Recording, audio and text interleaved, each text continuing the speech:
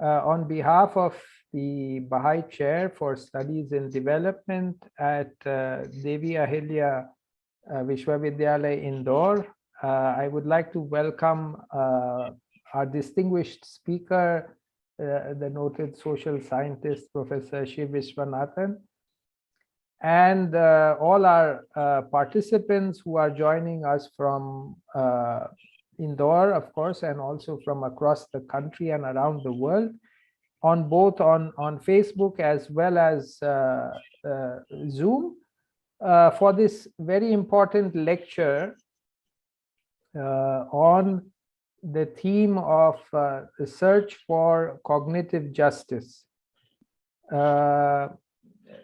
Before handing over to Professor Visvanathan, I just wanted to share a few words about him by way of introduction. Professor Visvanathan has been a long-standing collaborator with us, and we've benefited immensely from his contributions and his participation in various spaces that have been created. Professor Visvanathan is currently professor at Jindal Global Law School. He earlier taught at the Delhi School of Economics and at the Center for the Study of Developing Societies. He held visiting professorships at Smith College, Stanford University, University of Arizona, and University of London, among many other institutions. He is the author of 4 books, including Theatres of Democracy. Before we start, just a reminder to our participants, after our speaker delivers his remarks, which we anticipate will be around half an hour to 45 minutes, participants are free to ask questions from the speaker and to share their comments. We have a Q&A box, which is the means by which you can share your questions and comments. So any questions, any comments, please write them and send them to us through the Q&A box. Without taking more time, I would like to invite Professor Visvanathan to please share his comments with us. Thank you. I'd like to first of all thank the Baha'i Dialogues on Development for inviting me. I want to articulate a worry. For a long time, I've been worried about democracy. Democracy seems popular, but somehow the conceptual apparatus that surrounds democracy has become deeply problematic. Let's just take one example. We talk about an electoral system, but our electoral system has become majoritarian. In fact, it's close to being authoritarian. But the other great silence of democracy is it has very little to say on knowledge and knowledge systems. My lecture will be an attempt to relate knowledge to democracy, because to a certain extent, it raises a whole set of questions about life, living, livelihood that I think we have to examine today. My concern can best be explained through a set of stories. When I was working in Gujarat about 20 years ago, around the Dang area, a group of tribal leaders and activists came to me and said, I believe you work on science. Can you do us a favor? Can you arrange a seminar with scientists? I said, yeah, but that shouldn't be a problem. He said, no, not that kind of seminar. We are not attending a World Bank seminar on participation. We are not attending one of your development dialogues. We want a seminar where our healers, our shamans, can talk to the Western psychiatrist and the doctor in a different way. We want an epistemic equality, and philosophical equality, where our theory stands as valid as their theory before the dialogue begins. Can you coin a word for it? It's at that time that I coined the idea of cognitive justice. Cognitive justice is the right of different knowledge systems to survive, to exist, to create, and to communicate, provided it provides some sense of the myth, the identity, the livelihood of a people. And this problem came to me in a more acute form through a series of other dialogues. About 2 years ago, there was a fascinating seminar between German and Dutch historians of science and weavers in a small town called Chirala in Andhra Pradesh.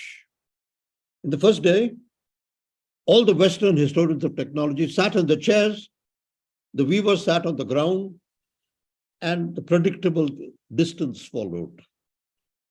On the second day, one of the Dutch historians said, let's all sit on the ground. The transformation that took place was stunning. Suddenly, the weaver was communicating like a theorist with the academician.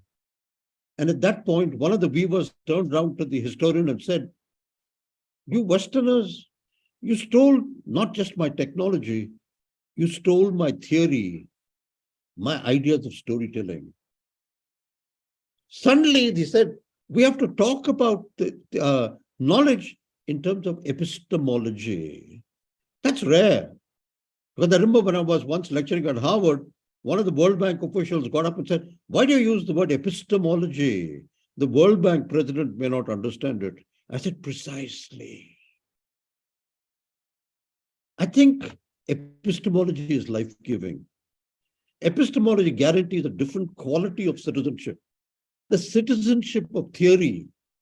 We are not just consumers of knowledge. We are creators of knowledge. And our theories of knowledge have been hegemonized by a certain history of science which we have to break. There's another route to the story. It's my own experiences of childhood in a town called Jamshedpur, which was in the tribal area of 𝗏𝗏𝗏. Every evening at about 6 o'clock, the company plants used to pour out molten slag, which was stunning to watch. Exactly half an hour later, the Dalma hills around the 𝗏𝗏𝗏 area would go up in flames as the tribals engaged in jhum cultivation. And my father would watch and say, as long as both survive, there'll be a sense of civilizational justice. As kids, we didn't understand what he was saying, but we got a sense that he was looking for a certain equivalence between ways of life, ways of thinking, and citizenship. Because the idea of citizenship does not encode these life-giving possibilities. But there's a deeper background to it. It's not just a sentimental question of survival. And this reminds me of another story, which my father and others used to talk about. It's about a game called hockey.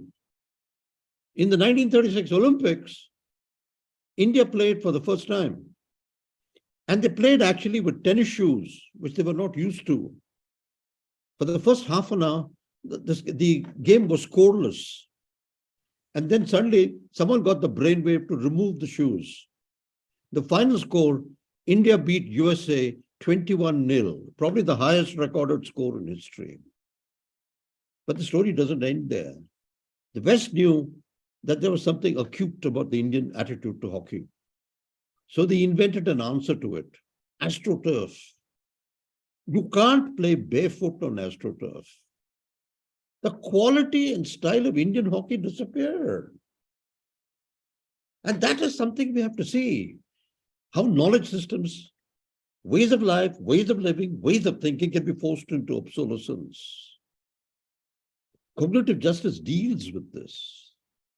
We have to look at how knowledge is related to the democratic imagination, not just as consumers of knowledge, but as producers of knowledge, as theoreticians of knowledge. And I think this is absolutely fundamental. I want to push this even further. You see, the Indian national movement began a battle against the museum as a way of thinking. Ananda Kumaraswamy, in fact, said we have to fight a guerrilla war against the museum. But the museum, in fact, enters and creates a taxidermy of thought.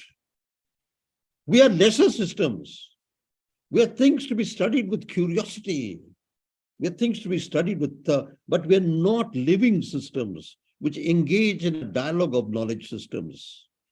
In fact, if we look at the Indian national system, whether it's Srinivas Murthy and the debate on indigenous medicine, it was an attempt to create a pluralistic knowledge system. The Indian national movement had a critique of Western political theory. If you look at the Enlightenment system, the West is strong on liberty and equality. But liberty and equality produce a kind of standardization or a kind of individuality. The West is poor on fraternity. Fraternity, which implies difference, which implies solidarity, which implies pluralism. Because all the Western Enlightenment answers to fraternity, whether it's tolerance, whether it's secularism, or whether it's liberalism, is theoretically lazy. You don't really understand the other. You merely tolerate them. You need a more creative, interactive understanding with the other. A creative understanding which 𝗏𝗵𝗶𝘃, the great Indian philosopher, pointed out by saying, every act of dialogue is an act of pilgrimage, where you visit the other in order to understand the self. Cognitive justice in that sense is a search for the sacredness of the self, interacting with the other. I mean, this is something we need to understand. We are going beyond the language of rights. When I say we want a right to a knowledge system, we're actually claiming our commons. Because it's the world of the commons which saves plural groups. Rights can save individuals. You need the idea of an intellectual commons to save a plurality of groups. I mean, let's just take a simple example. In fact, I remember when I was giving this lecture, it was in America. And I began by saying, America is a high information society.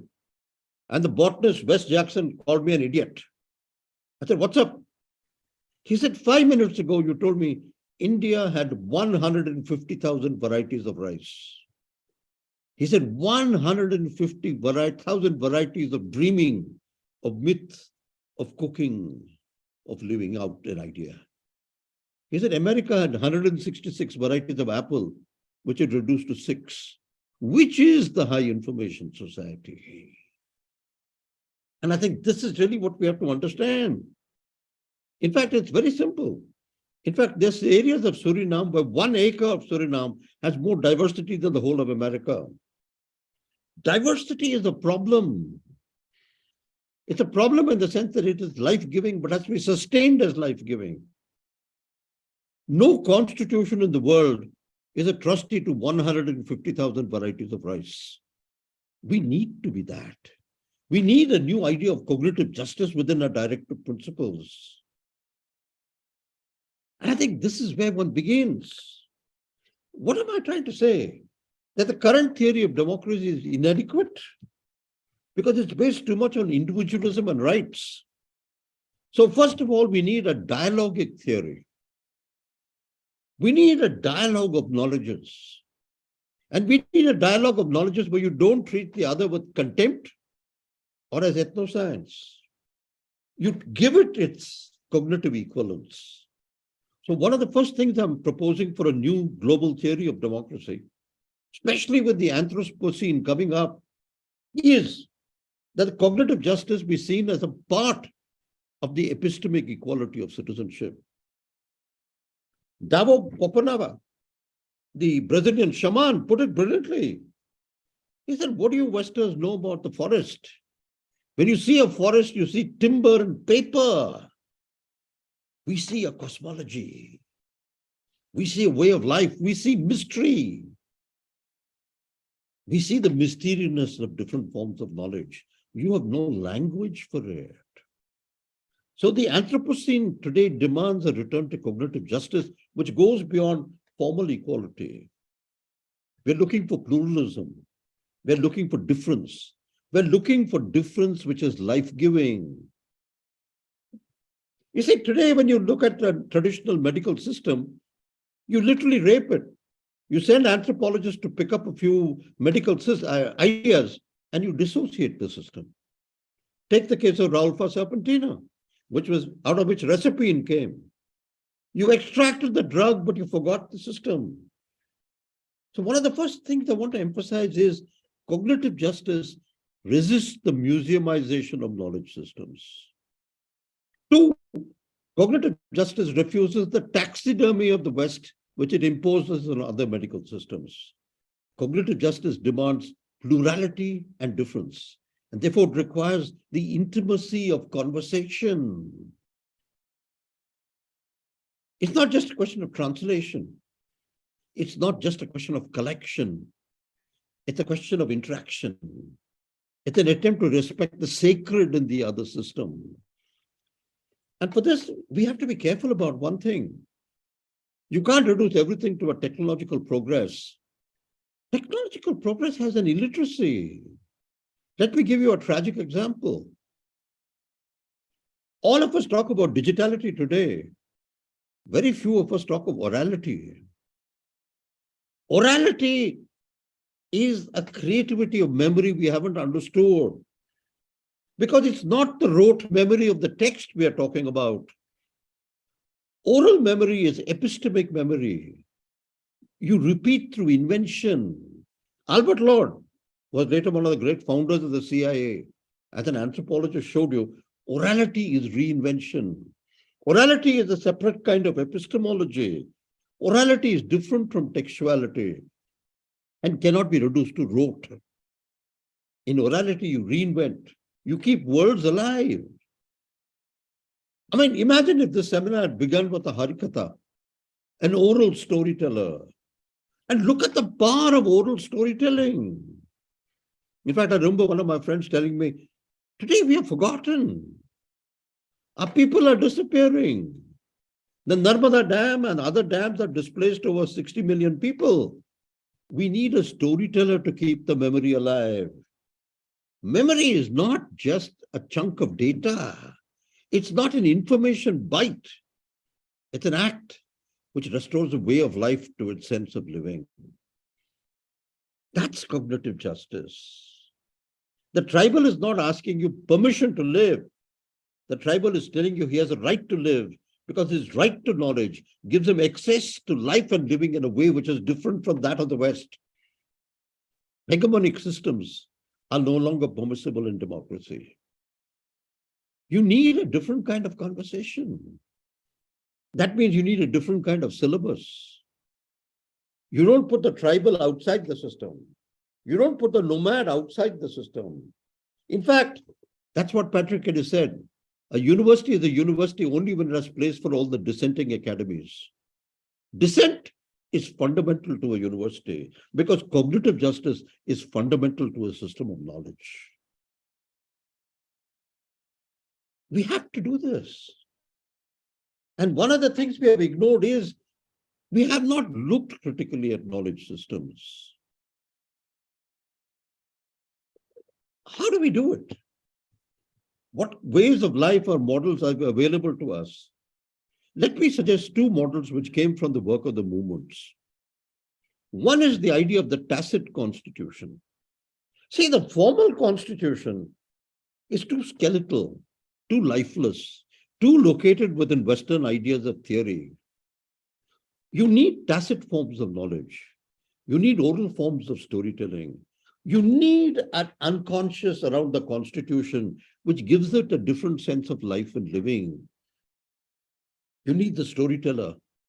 You need the memory of the housewife. You need the memory of the shaman. You need an idea of words which are disappearing. I mean, Ganesh Devi put it brilliantly to me. I believe he was one of the last lecturers here. He said, when the constitution and linguistic defined language as a form of script, that day you destroyed 2,500 languages. You reduced the tribal to silence. Orality as a way of dreaming, as an imagination disappeared. How can democracy be genocidal of imaginations? You need cognitive justice as a fundamental act. We have to bring in an idea where the ways of life of our people are part of a constitutional trusteeship. It's no use using the word progress. There's nothing as genocidal as progress. We need the pluralism of knowledge systems, but we need it also in a democratic way where traditional democracies come into operation. And it's in this context that I want to suggest the idea of the new knowledge panchayats. Before a debate on development, whether it's a dam, whether it's a biotechnology project, whether it's a green revolution, we need 80 formal panchayats composed of housewives, farmers, nomads, tribals, and scientists to debate a system. You have to treat the housewife as a knowledge system. You have to treat the farmer as a knowledge system. And in fact, if you notice, when Jairam Ramesh as Minister for Environment had a debate on biotechnology, the most illiterate were the scientists. They merely copied from standard corporate documents. It's the farmers and the housewives who came with the most interesting objections. When you look at the debate on nuclear energy, again, it's the housewife who articulates her anxieties in a poignantly poetic form. We need knowledge panchayats to debate the system. That is, every citizen is the custody of an epistemology. Every system is a trustee of a cosmology. And as custodians of epistemology and cosmology, we create the imagination of a democracy. You see, the imagination of a democracy today is empty. You can fill it with any kind of rubbish. But democracy is an ethical system which demands that you resist genocide. You resist extinction. When one kind of species or one kind of language starts disappearing today, we are facing a genocidal crisis. And we don't have the concepts we need to resist it. Democracy cannot really be preservative. It has to be inventive. It has to be interpretive. It has to challenge the current hegemony of knowledges which knowledge systems take for granted, which democracy takes for granted. And it's the right time. The modern scientific knowledge system is in a state of crisis. You're today facing, with certain ideas of quantum science, new notions of complexity, new ideas of uncertainty. What we're doing with cognitive justice is we are adding to uncertainty the idea of plurality. That difference is possible, that alternatives are an essential part of a life-giving system. So cognitive justice is an aim to constitutionalize alternative imaginations. We need this. It's no use saying, oh, that's a marginal group of 20 people. That marginal group of 20 people is a custodian, a trusteeship of a certain kind of imagination. How do you sustain imaginations without museumizing them? How do you experiment with them openly? You can only do it if you take the future differently. Let me give you an example. When the French were nuclear testing in the Pacific, the Tahitians objected. And when the case went to Hague, a Sinhalese judge, a brilliant man, Justice Veeramantri, said, nuclear energy violates the rights of the future. Once you have rights of the future, rights of ancestors, you have a different kind of democracy. And that's what we need to do. Expand the idea of citizenship, pluralize the idea of knowledge, differentiate the very possibilities of knowledge to create democracy as a truly life-giving system.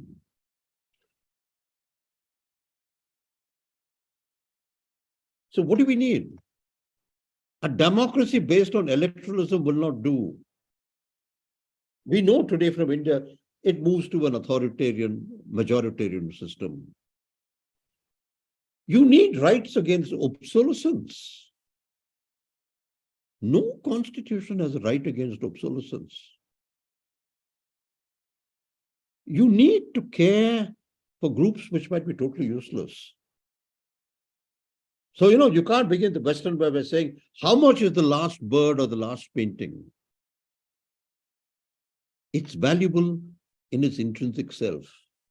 It doesn't need a price, because as a form of life, as a way of living, as a way of thinking, it is indispensable. you can't decide. That's for the future to dream of. That's why cognitive justice becomes a very important term. You see, today we're looking at forms of violence where words like minority don't make sense. In fact, I remember a Jesuit priest saying, I'm tired of being minority. I want to be citizen. As a citizen, I have a right to my country and its ideas. As a minority, I'm supposed to behave myself. You need a different appreciation of difference. And this appreciation of difference can only come if you bring in new concepts.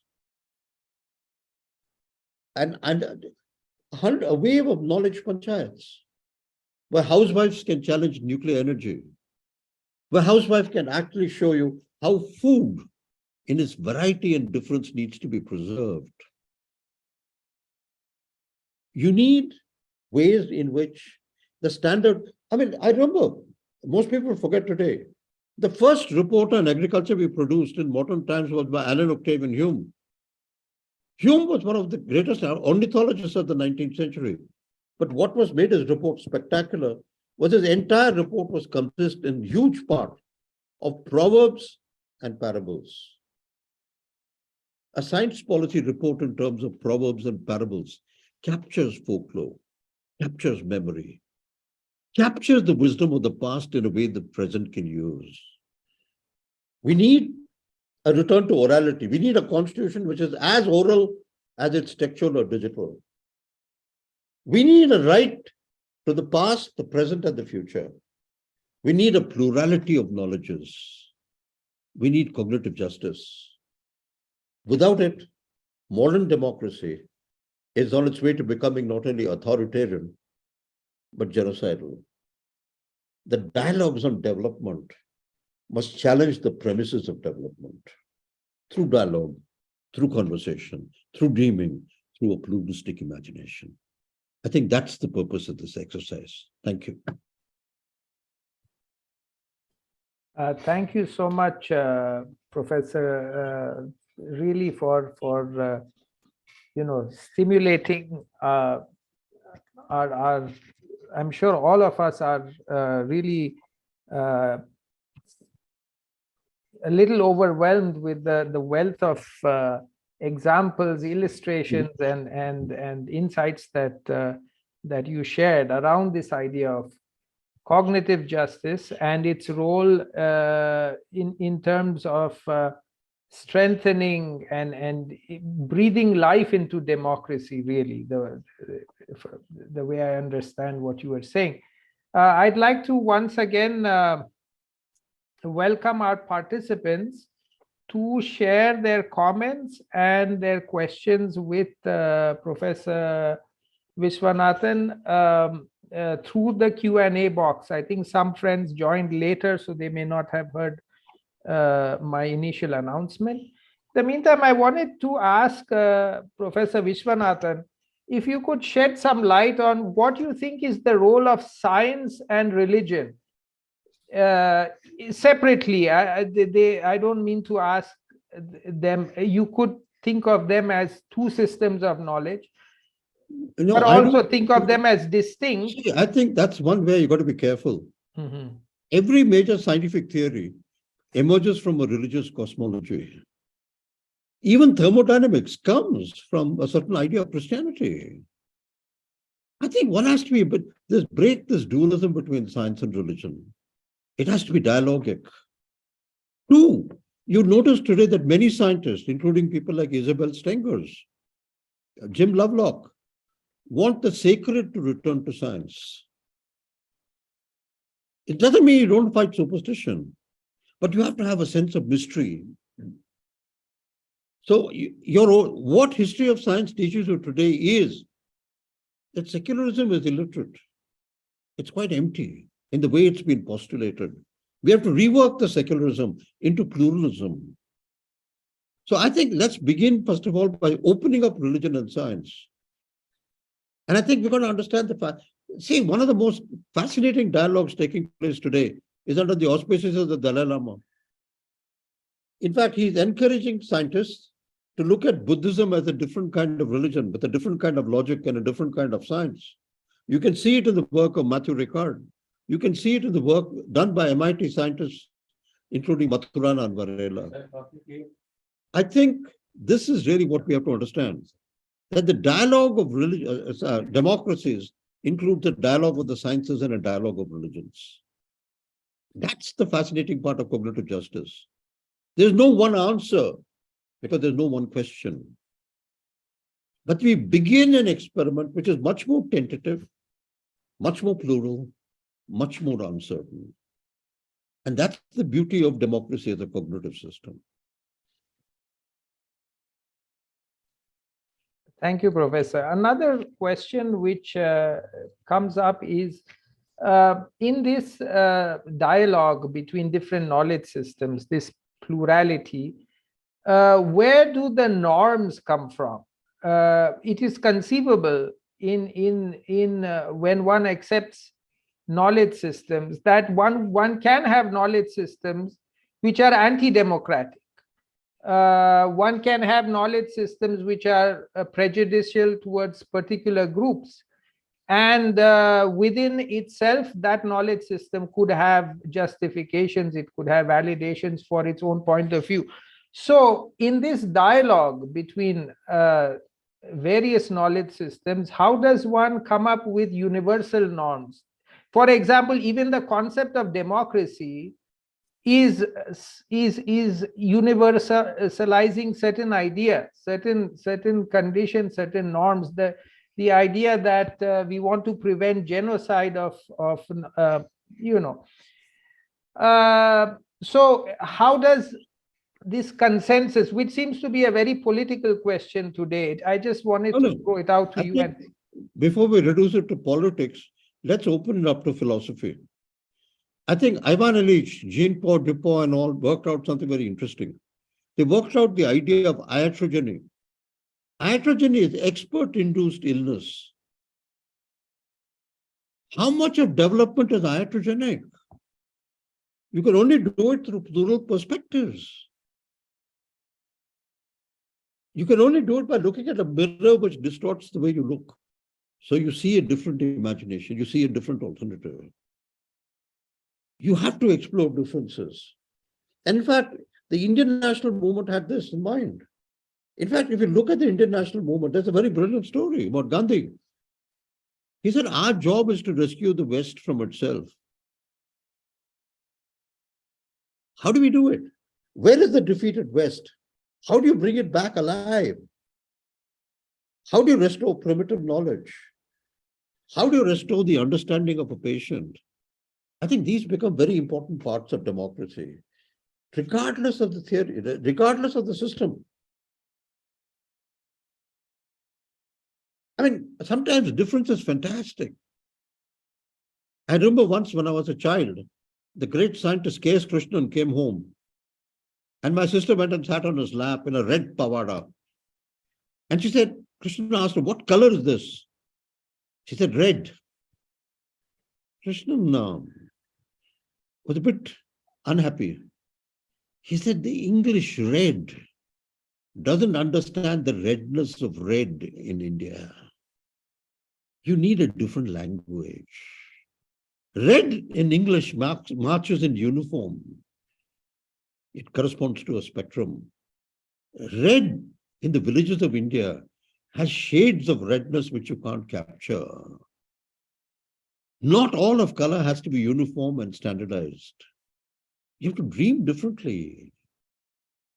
This is an invitation to dream differently. So if you want a regimented idea of knowledge, which most of us are enforcing today, then I guess I'm a nuisance. We have a question from Aharna. She says, can we say that our ideas of democracy and democratic principles may need to be inspired by the principles of religion which uphold such essential principles of equality, justice, and compassion for our fellow human beings? See, I think words like justice, democracy have to be relived. They have to be brought alive every time. Because let's take just the idea of obedience. When you had the Eichmann trials, all the Nazis said we obeyed orders. Obeying orders doesn't make you ethical. You need an ethics which makes you challenge the order. Simultaneously, justice needs a different kind of thing. How do you capture the varieties of pain and suffering? In fact, this was put brilliantly by Basbada Wilson, the Magsaysay Award winner. He said, modern science doesn't understand sewage, nor does Mr. Modi, because he has got to understand behind every sewage system is a Dalit cleaning the commode. You need a science which understands the pain of the Dalits. You have to look for more interesting, more affirmative forms of justice. These are not frozen words. These are invitation to new knowledges, new ethics. And yet done critically. You don't go ecstatic about them. It's hard work. It's hard debate. It's a very systematic, diligent exploration of differences to see what can happen, where it can be applied. There's care here, but there is an openness. And it's that openness we have to restore to democracy and science.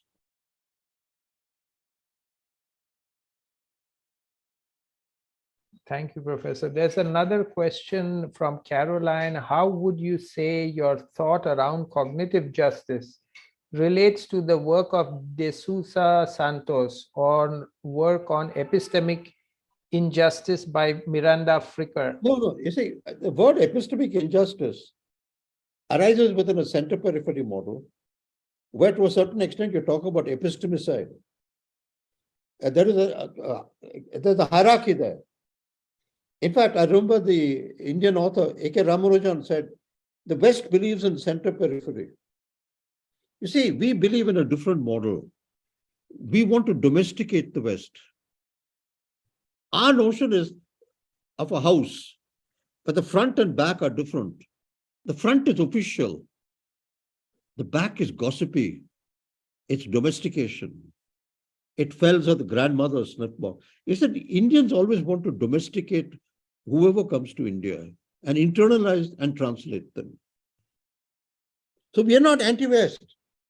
In fact, we want to pluralize the possibilities of the West in India.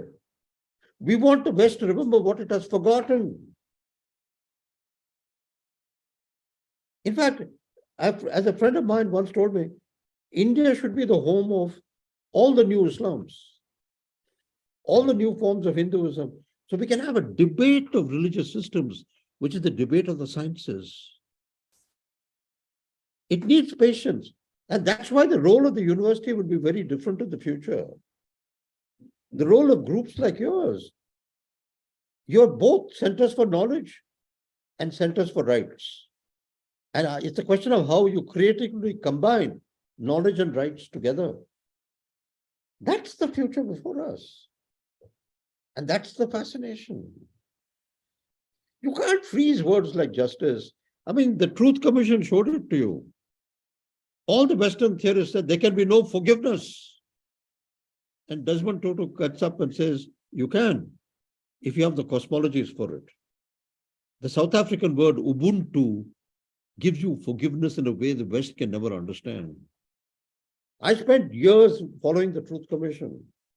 It's one of the great cognitive experiments. It reworked justice in a different way. Not fully, not completely. Yet even then, its ideas are something tremendous. It's time to celebrate new experiments because they create adventures of risk, which are both ethical and cognitive.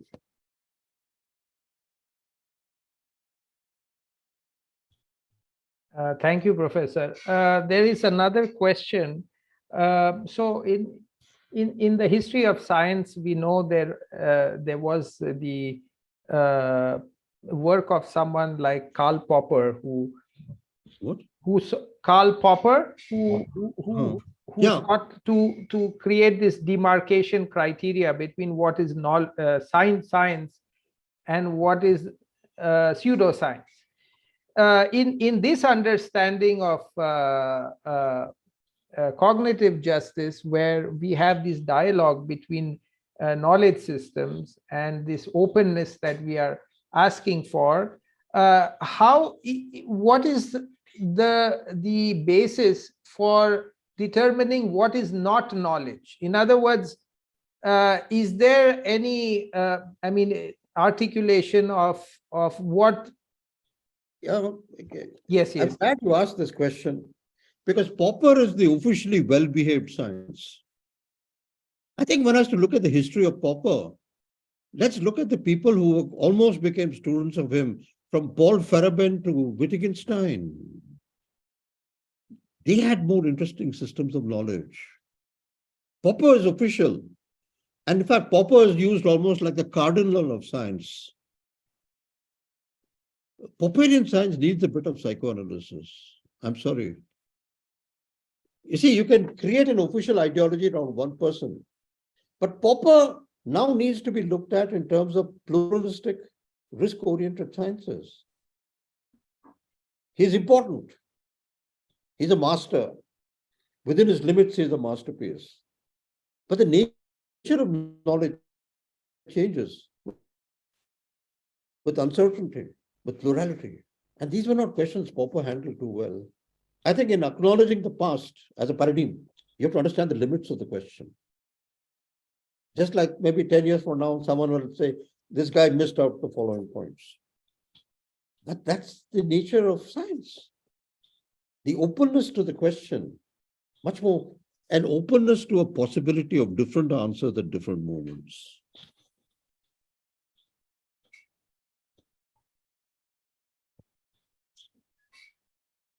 Thank you, Professor. I also was wondering if you had anything to say about this idea of expertise. You've already made some comments, but how does one advance? Because in convention, no, there are two ways of doing it. Yes. You have expert and sense of craft. It's an initiation into a way of life. It's a trusteeship of a form of understanding. When expertise is trusteeship and tries to guard a system of knowledge, I'd respect it. But when expertise tries to ignore, destroy, or become self-defeating, then you have to ask a different set of questions. And that's why today people are looking at iatrogeny differently. What happens when 30 to 40% of modern medicine is iatrogenic? That is, the doctor himself is the source of illness. What happens when most of our experts, we have enough in India to create harm? I mean, let me put it this way. If a dam creates 60 million refugees, who's the criminal? You can't just exonerate the expert. Expert has to be subject to epistemic questioning. He might be innocently and honestly believe in a system, but you got to show the system goes beyond individual belief. It requires a different kind of conversation, a different kind of analysis. And that's the excitement of post-quantum science.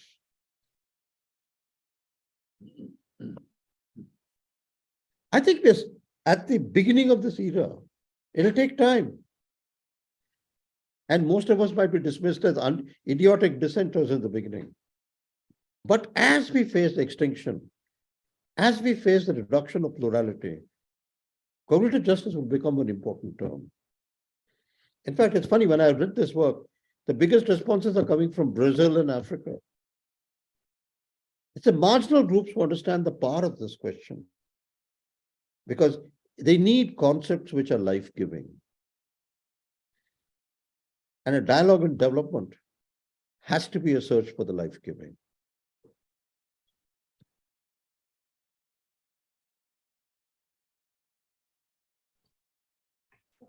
We have a question from Deepa. Can I request Professor Viswanathan to suggest some books that deal with cognitive democracy and justice? Well, there are only articles now, but if she waits a few months, there are a whole series of books coming out on it, and we can give it to her with the genealogy of the concept.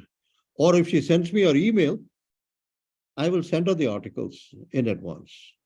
Sharing is not a problem. If you can send me your email, and send me a response when you get the articles, that'd be great. Because right now, there are not too many books. It's a developing concept. But there are a lot of interesting work coming from Brazil, South Africa, India. I can send you the references. You can make your decision.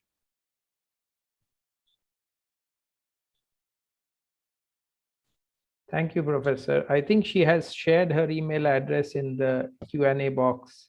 I can send it to you Yeah, please. by email. Then we can send her the references. Sure. If she can't track an article, we'll track it for her. Okay.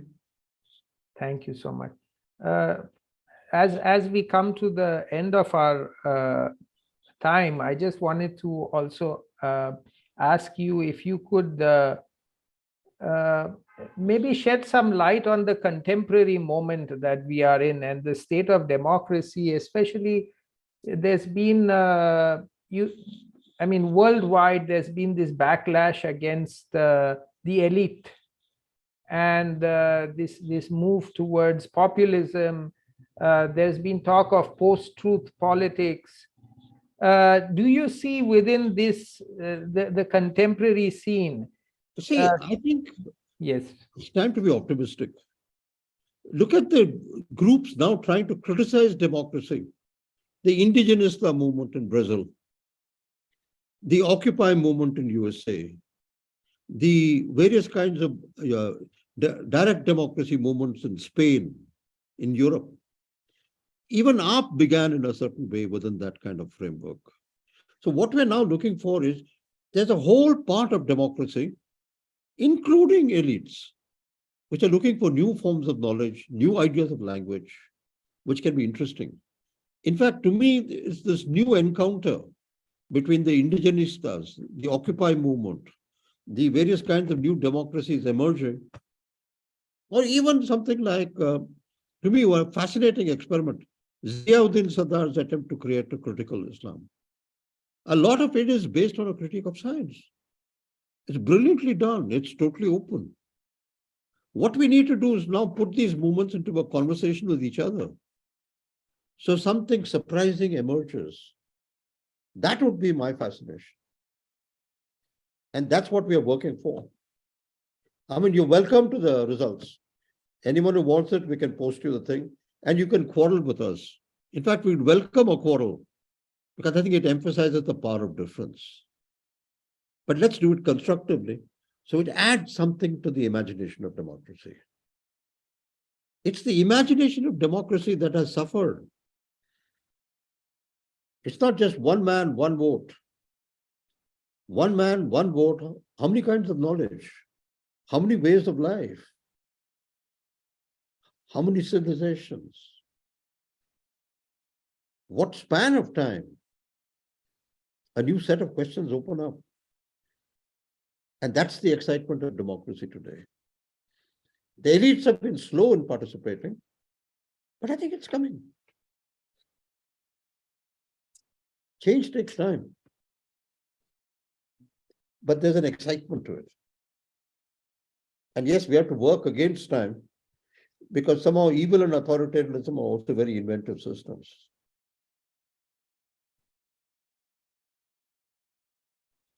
Thank you so much, Professor Viswanathan, for this really eye-opening and very thought-provoking lecture. Many of the participants have also shared their gratitude and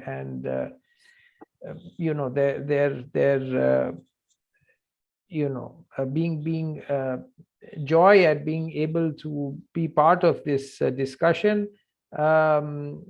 This, as everyone knows, this is part of a series of lectures where we invite eminent social scientists and development practitioners really relook at some of the premises of development, and Professor Visvanathan has, in that sense, has really helped us go back to some of the basic fundamental questions and look at this fundamental element of knowledge which has to do with human dignity, with like he said in his lecture, the intrinsic worth of a human being. Recognize the value of the cultures that human beings create, and then look at development in terms of this conversation between different knowledge systems. And he has given us very stimulating leaders on this idea, with the idea of knowledge panchayats and the tacit constitution, which I'm sure many of us are now eager to know more about, and that's why there are many of the participants have given their email addresses and have asked me to share it with Professor Visvanathan, which I surely will. Thank you to the participants as well, both on Zoom and those who've joined us on Facebook. We always have been enriched. These discussions have benefited immensely with your comments, your insights, your questions. Thank you all for being here today. Thank you. Thank you, Professor, and hope to see you all soon next month. Thank you. Thank you, Professor. I will just email, maybe I'll email you the... Yeah, please, I'll respond to it. Yeah, sure.